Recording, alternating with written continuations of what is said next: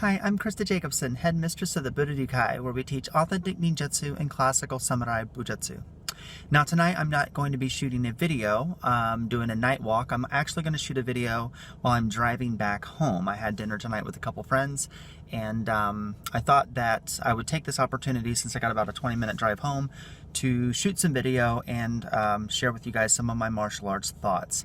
Now, tonight's thought is going to be based off of a specific idea that I mentioned in my last video. So if you guys did not watch my last video, which is dedicating yourself to the way, make sure that you watch that, because this video we're going to talk about why training in multiple different martial arts actually hinders your ability in self-defense. Okay, but I'm not going to kind of talk about everything that I did in that last video. I'm going to kind of reintroduce a few things just so you guys know where I'm coming from. But if you want to really fully understand this video that I'm talking about, please go watch that video, okay? So right, now that I've introduced the video, I'm going to shut off this light and I'm going to get the car going, okay? All right, now a lot of this, what do you call it, drive home might be a little, you know, I'm going to be highway miling it here, so you guys might not see a lot of my face, but hopefully you guys will get the lesson tonight, right? So, right, so if this is the very first video that you guys have seen of me, again, my name is Christa Jacobson. I am the headmistress of the Budo, and we teach authentic ninjutsu and classical samurai bujutsu. Those are the ancient martial arts of the ninja and samurai. I am a Koryu teacher. In Japan, you have Koryu Bujutsu and you have Gendai Budo. Koryu Bujutsu are the martial arts that were created before 1868, so the age of the samurai, the age of the ninja. So arts made for war. And then you have what's called Gendai Budo. And Gendai Budo are the martial arts that were created after 1868. And those were martial arts that focus on do, or the way. So you see karate do, aikido, kendo, judo, iaido, taekwondo, hapkido, jeet kune-do. And although a lot of those arts like taekwondo, hapkido, jeet kune-do are not Japanese martial arts, the idea of do became very prevalent after 1868, when Japan kind of changed. Okay, so you see that big birth towards the do arts, like karate do, aikido, kendo, etc., after 1868. Now, here, let me get on the highway here. Okay, so what we're going to be talking about is why training in multiple martial arts is actually bad for self-defense. If you're training in sport martial arts, training in multiple martial arts is key. That's what kind of changes the whole thing. And I'm going to make a video on the physical differences between MMA and self-defense, because there are legitimate physical differences between the two, and you cannot get them mixed up. But if you try to take the MMA approach towards self-defense, you're going to get your ass killed. And the reason for that is because you're building a neurological response to effectively move pragmatically in a violent, intense situation. Where in MMA or sport martial arts, you get the opportunity to prepare for your opponent. You know that if they are, if they're really good at striking, you might want to work on grappling. If they're really good at grappling, you might want to work on striking, or maybe they have a tendency to do certain things. So in mixed martial arts, you learn a lot of different things because you're trying to prepare for your opponent. Where in self-defense, it's not quite the case. In self-defense, you have to be able to react very quickly in a violent attack, and arm's length, right? You don't get this opportunity where on two sides of the ring and, are you ready? Are you ready? Let's get it on, and that's not going to happen in self-defense. And if you think it is, you're fucking lying to yourself. It's absolutely not going to happen. So when you are training for self-defense, arm's length distance between you and your attacker is a fucking luxury, okay? The next thing you have to put into consideration is that when you're training in self-defense, Goshin Jutsu, self-defense, Koryu, whatever it is that you're doing, but you're training them in the idea of you're going to protect yourself or protect the people that you love, you also have to factor in that you are the prey. Now what that means is the rabbit does not attack the lion. So if they attack you, they are bigger. I don't give a shit how big you think you are. People are bigger than you, okay? Doesn't matter how strong you think you are. There are people stronger than you. Let's just cut the horse shit, okay? So, if I hold the camera like this, it might work. So, my point with all of this is that when you're training your body and you're training yourself in the martial arts, in self-defense, you are the prey, okay? So the person is bigger. If they are not bigger, they have a tactical advantage, meaning they have a bludgeoning weapon, an edged weapon, a firearm, something like this. If they do not have a knife, a gun, or stick, or whatever, and they're not bigger, then they have an advantage from a terrain perspective, an element perspective, or there are multiple attackers, so they're going to have an advantage in the amount of people that are backing them. And that also plays a massive role when dealing with the idea of self-defense. You know that the person that you're going to go up against is bigger. You don't know how big, you just know he's bigger. Or when you're going up against somebody, you know they have a tactical advantage. You are walking out of the grocery store and you have someone trying to knife you, or they have a gun to your head. So, you know, or there's more than one of them. And, you know, don't think for a second that there aren't mean, violent people out there just want to fuck you up for no reason. I'm telling you right now, there are mean, violent people out there that just want to fuck you up for no reason. So don't think for a second that people don't want to do that. Hell, half the time someone jumps your ass, not because they don't like you, it's just simply they need money. Or they want to knife you because they need to take what you have because they need to get a fix because they're a drug addict. So to sit there and honestly think that it's going to be a fair fight is absolutely ridiculous. In sport martial arts, you get to prepare for someone in your same weight class. You get to see tape. You get to prepare for what they do. Are they right-handed? Are they left-handed? They like this kind of stuff. That is not what's going to happen. You are going to be the prey. They will have an advantage. Now, with all that being said, now we're going to get to the point why training in different martial arts is bad. In a moment where you have to react on call, you have to be able to provide a solution to the problem right now. So 1 + 1 is 2. You don't need algebra and geometry and trigonometry and all this theory. 1 + 1 is 2. That's it. And you need to be able to train your body to be able to respond to that really fucking quickly. They throw a punch, you move. They grab you, you move. They throw a knife attack, you move. They got a gun, you move. You do what you got to do when you got to do it. And the problem is when you do too many different martial arts ultimately, if you watch, go to YouTube, which is what you guys are on right now, but if you put in Kempo, you're going to see that Kempo moves different than Aikido, and Aikido moves different than, say, Shotokan, and Shotokan moves different than Hapkido, and Hapkido moves different than Ninpo, and the Koryu move different than the Gendai, and MMA or Muay Thai moves different than, whatever. It's just the way it is. So when you're when you're training, that's why they call it muscle memory. Because your body, your muscles will neurologically learn how to move a specific way through a specific pattern. And that's a good thing, if you're training correctly. Now, if you're training in bullshit, you're training in bullshit. If you're not testing your skills through sparring and full contact and randori and kumite, then you're just not doing that, and that's on you.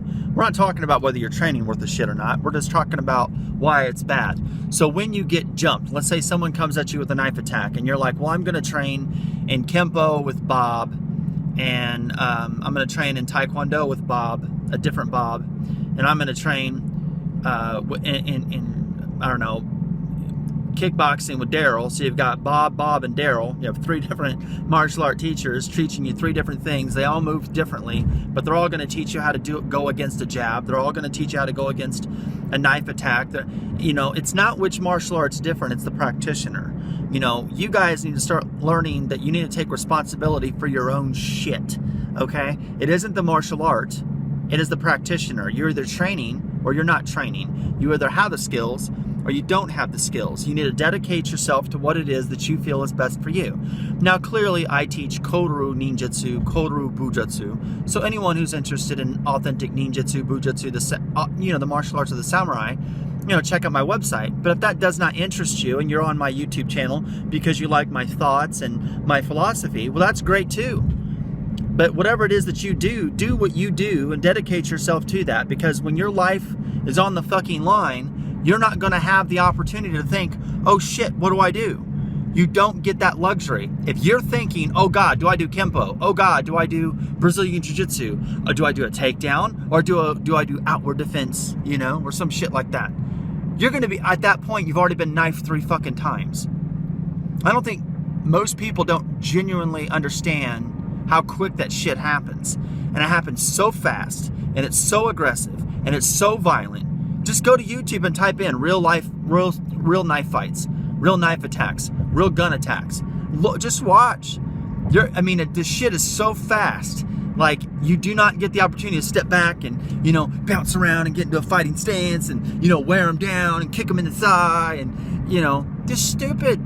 You don't get that opportunity. Now, if you guys are doing MMA, I got nothing but love for you. My ass is not trying to discredit martial arts, mixed martial arts as a sport. This video is not to discredit MMA. This video is to say, if you are training in self-defense and you're training in multiple martial arts, then you're kind of shooting yourself in the fucking foot, because you are trying to build a neurological kinetic response to an intense, violent situation that will happen in 5 seconds or less. And if you're training all that shit, you are not going to be good enough to do it in 5 seconds or less. It is that fucking simple. You don't have enough time to do 25 different martial arts and be that effective in 5 seconds or less. That is what makes it so difficult. Now, when you're training in Koryu, and this might be for Gendai martial arts too, so maybe I shouldn't say when you're training in Koryu, but if you're training in a martial arts school, organization that offers more than one martial art in its same curriculum, that's generally okay. And the reason for that is that particular instructor, and I'm going to use the Budo as an example. Here at the Budo, you know, we have 7 different warrior traditions, but we also would have what's called the Kihon. And the Kihon Waza and the Bukai Waza are the methods that we use that integrate all the different traditions and bring them into one. So we practice going from one school to the next. We don't change our taijutsu. Our body motion don't move. My example last time earlier when I was talking about how if you watch Kempo, that's Kempo. If you watch Jujutsu, that's Jujutsu. If you watch a Kempo video and an Aikido video, you can definitively see that they are moving differently. If you watch a Jeet Kune Do video versus a Taekwondo video, you can seriously see how they're moving differently. There's an art or a specific movement behind their particular methodology. For us, even though we have 7 different traditions, we have a specific taijutsu that we utilize that work with all of them. So that is pretty much across the board with people who study the Koryu. And I can only speak for Koryu. I cannot speak for Gendai martial arts. I know that there are Gendai schools who teach karate and aikido and maybe judo in the same school. I do not know if they bridge them together. I have no idea, okay? But what I do know is that if you're trying to study 7 different things individually, that is bad. But if you're studying like in the Koryu, like whether it's the Bujinkan or the Genbukan or there's the Shinbukan or whatever it is, even here at the Budo, we have ancient Japanese warrior traditions, and all of them blend together. So they are separate things, but they blend together to make the organization. Think of it like a cheeseburger. When you eat the cheeseburger, you have the buns, the meat, the lettuce, the tomato, the pickle, right? So that in itself is how you should look at these Koryu schools that offer different martial arts, because they're meant to be a compendium trained together. They are separate things and they can be individual, but they are trained and meant to be together, not separate. So that's how the Budo is. But there are some martial arts schools that don't do that. They don't teach their curriculum as a compendium where all the arts they fit together precisely like a puzzle, and they are meant to be trained together. Some schools specifically say, well, yeah, if you want to do karate, it's 2 o'clock, and aikido is 6 o'clock, and judo is 10 o'clock. Well, in that situation, that's probably not going to be good for self-defense, because you'd want to have the same taijutsu, the same movement, the same neurological response to a specific attack. So when I say training in multiple martial arts is a bad thing, there is a footnote to that. Are you training with the same teacher? And ultimately, I think that's really what it comes down to, because when you're training with the same teacher, every teacher has a way that they do something. And whether they're doing, say, hand-to-hand combat or grappling, their methodology, although the technique may be different because the techniques on the ground are different than standing up. So although the techniques may be different, their methodology and philosophy towards training and that pragmatic approach towards training you physically, mentally, and emotionally effectively in a self-defense situation does not change. So when you're training in different martial arts with different teachers, that does change. And that's why that's a bad thing, because you will freeze. There will be that moment of, oh shit, you might not even think about it. You might not even think about it. You're just going to be like, oh shit. And then you're going to do something and it's too late. Oh shit. That one oh shit, you've already been stabbed twice. That's why it makes it so, that's why choosing your martial art teacher and choosing your martial organization is very important. A lot of people choose it because it's easy rank, they can do this, they get rank, it's, financially, feasible or whatever. But at the end of the day, if you guys have to use the martial arts that you're training in, and again, I'm not meaning this for sport, I'm talking specifically to the people who are training in martial arts for self-defense. If you are training in your martial art for self-defense, and you got to use it, your life is on the fucking line. So ask yourself, do you truly train in a way that's going to prepare you for that 5 seconds that's so intense, so fast, and so violent? Or do you not? And if you're not training in the correct method of true self-defense, true self-protection, you need to ask yourself why. And then you need to ask yourself, should I change and do something different? Because you should if you want self-defense. Now, if you're doing something for physical fitness and it's all a family atmosphere and, you and your little kids can go in and take a class and it's, it's fitness and fun, well, that's one thing. If you're an MMA fighter and you want to compete and be a champion and you want to train in different martial arts, multiple martial arts to prepare for each individual opponent that you're going to have, that's something different. I'm not talking about that. I'm talking specifically about when you're the person like me. You're just someone that, you live your life, you do what you do, you train in martial arts, you love martial arts, but you also have a job, you go to work, you got kids, you're married, you want to be able to protect yourself and the ones that you love, but, that sort of thing. But you don't also have a lot of fucking time to go do MMA and traditional martial arts and these martial arts and that martial arts and, you have limited time. If that is you, right, then what you need to do is ask yourself, what is it that I truly want out of martial arts? You know what I mean? Ask that question. What is it that you truly want out of martial arts? And when you figure that out, whatever it is, if it's self-defense, then you got to ask yourself, am I training in what I need to train in to be good at what it is that I want to do? And if not, then you need to change to do that. So I am now home. So I'll give you guys my quick outro. Hopefully that answered that question, because the individual sent me an email being kind of a butt. So I thought I would try to share my thought one more time. And although everything I said I think was in my last video, I think maybe I cleared it up a little bit more. Okay. Right. So if you guys are interested in authentic ninjutsu and classical samurai bujutsu, please check out my website at www.budodninjutsu.com. There you can see what it is that I teach, what I do, the 5 areas of classical Koryu training that we have at the school. You can also check out a list of our schools. If you do not live next to one of our schools, you can join our online ninjutsu dojo and study that way. Lots of colleges have online classes. Knowledge is lightweight and you can take it anywhere you go. And to be quite honest with you, training with someone who gives a shit and is trying to help you, whether it's online or otherwise, is going to be way better than going to a physical school who is just going to take your money and not teach you shit. So if you're interested in training with someone that does give a shit and cares, then check out my online ninjutsu dojo. Again, it's www.budodninjutsu.com. If you guys have any questions, please put them in the comment section below and I will get to them as soon as I can.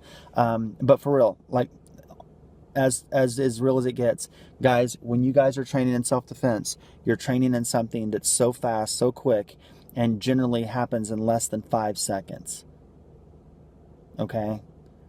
There's no way training in 10 martial arts You don't need to train in 10 martial arts to prepare yourself for 5 seconds. You don't need to train with 10 teachers to prepare you for 5 fucking seconds.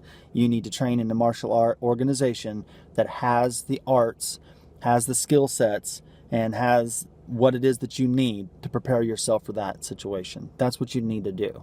I know we're all martial artists and we all love the different cultures and the different arts and the different things, and all that's well and good. And supporting the martial arts, I think, is wonderful. But showing support to multiple martial arts, is that worth your life? And that's something that you need to think about. Okay, so this isn't necessarily a join the Budo Kai, everybody else sucks. No, that's not what this is. This is a video that's whatever you're doing, if you like what you're doing, do it. Don't get off the beaten path. Because when your life depends on it, you need to do something. And you're not going to have time to flip through your Rolodex when it happens. So, anyway, hopefully I cleared that one up. Thank you guys very much for your love and support. And I will get back with you guys in a couple days with another video and a few more of my thoughts on the martial arts. Bye.